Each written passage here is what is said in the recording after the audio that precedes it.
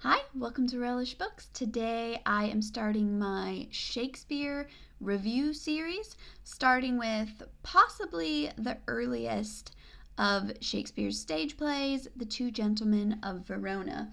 I'm just reading them out of a complete edition, so I don't have like all little separate ones to show. But Two Gentlemen of Verona, this is a romantic comedy. So I think Shakespeare was really as a common reader, I don't necessarily see in the language itself a great difference in his early work from his later work. His language to me seems very fully developed already, even in his early stuff. I think his development comes more in his characters and in really striking passages. His verse flows the same, but I didn't notice any really great, striking, famous passages, so to speak, or really stirring monologues. Probably the most iconic monologues from Two Gentlemen of Verona are made by very minor characters purely for comedic effect. So I don't feel like it's a super memorable one.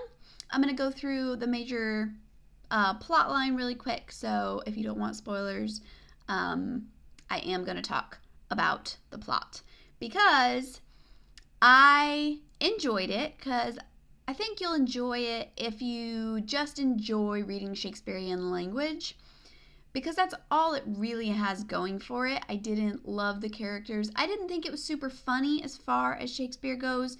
The first thing to understand when you're reading Shakespeare is to know to not take it seriously.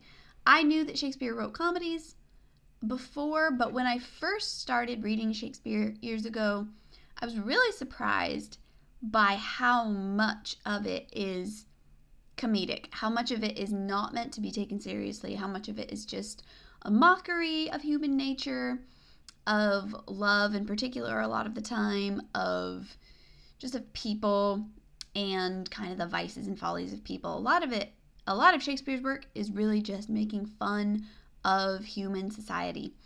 Obviously his kings, some of his king plays, and King Henry V in particular, I feel like those ones are definitely a lot more serious with much less comedy. But even some of his ones that aren't considered necessarily pure comedies are still kind of in that mocking tone, not really supposed to be taken super seriously. All that being said, I know it's a comedy, but I didn't think it was that funny compared to certainly some of his other work. And the end just ruined it for me. I read somewhere that sometimes when this play is performed, it's actually adapted to change how startling the ending is. But it was too much for me. It was like, even though you're just playing around, making fun of people, this does not make for a satisfying ending. It doesn't really work. So, the main characters of the play are Valentine and Proteus, the Two Gentlemen of Verona. And Proteus is in love with Julia, and Valentine is in love with Sylvia. And Proteus, as soon as he sees Sylvia for the first time, they're in Verona and Milan respectively. So Valentine goes to I think it's Milan. Anyway, Valentine goes and meets Sylvia and falls in love with her. Proteus then also leaves Julia with all kinds of promises of love and faithfulness and all that. And he comes over to where Proteus and Sylvia are, to where Valentine and Sylvia are. He sees Sylvia once, falls in love with her, completely casts Julia off, and very deliberately plans, like in an instant, he sees her and he's like, oh, she's way more beautiful than Julia. Throws Julia off and turns on Valentine, his best friend from babyhood. In an instant, he is ready to betray him and has a plot to have him banished so that he can then try to win Sylvia for himself. All of this he does, but Sylvia and Valentine have a faithful relationship. I was kind of wondering when I was reading it if it was going to do the thing where they kind of both swap around and then things turn right in the end, but Valentine and Sylvia actually are faithful to each other all the way through. So Valentine's banished. Proteus tries to win Sylvia, but she hates him because of what he did to Valentine and won't have anything to do with him. But he never gives up, just keeps trying to win her.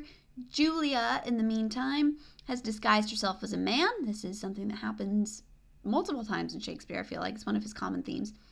Disguises herself as a man and follows Proteus because she misses him.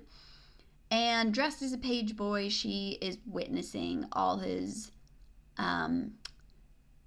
villainy and his efforts to win Sylvia. So she is heartbroken, but she's not angry, which is interesting. She actually pities Proteus for his failure to win Sylvia. It's interesting. She's really sad, but not super upset, even though she's seeing him being so faithless after just such a short time ago, promising to be faithful to her forever. There's this to me, I feel like it would just seal their separation forever. They had exchanged rings as remembrances of each other before they parted. And Proteus actually sends the page boy, who is secretly Julia. He gives her the ring that she had given to him to take to Sylvia.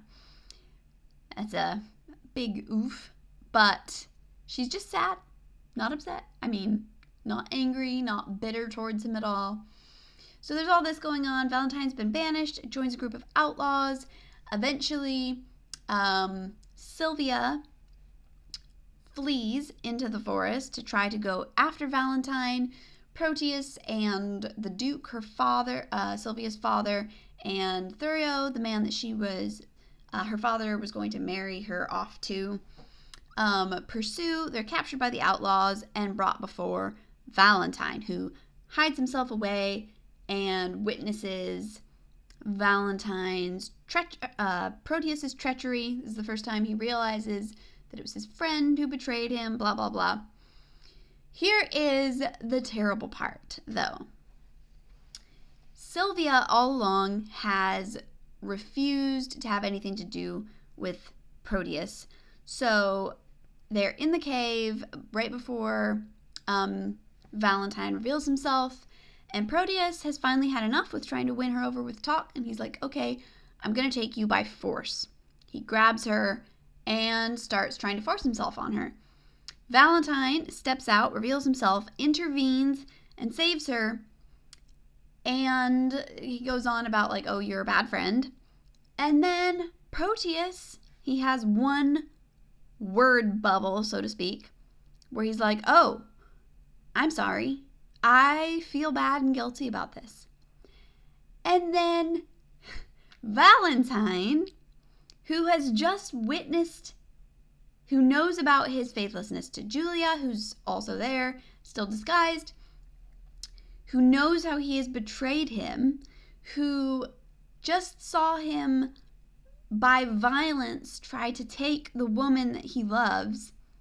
And he's like, oh, if you're sorry, I forgive you and I love you and you and Julia need to get back together and we'll all be friends together and all be married and be happy and all live together. And that's the end of the play. Julia reveals herself and Proteus it's not even super clear. He never even apologizes to Julia, at least not in so many words.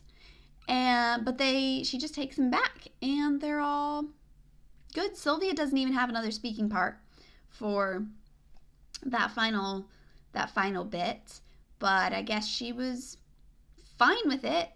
I mean, she's going to be fine with living in the same house with this guy who tried to force himself on her, who left the woman he loved the instant he saw another woman more beautiful, and they're all just good with this. And the weird part is I don't even think that was supposed to be like, maybe it is supposed to just be funny. I mean, I'm sure it is, but I didn't think it was that funny. It was like, I don't know. It's terrible. I'm not saying that they needed to not forgive him, but there is such a thing as forgiveness from your heart while there are still consequences for your evil actions, and it's not fair to the other people you love to just immediately trust again someone who has harmed them. So, I don't know. I was not a fan of, I don't know. It wasn't my favorite just as far as characters or writing, and that last bit just ruined it for me. So, first review of my first Shakespeare play in this series of chronologically going through them and ranking them. I'm giving this like a 2-star as far as Shakespeare's, in the realm of Shakespeare plays, 2 stars, because I don't care if it's romantic comedy. I don't care how ridiculous and mocking it's supposed to be. And it does, the whole thing is very much just like making fun of people being in love, making fun of like the most drastic love stereotypes. But yeah, nope, that ending, awful.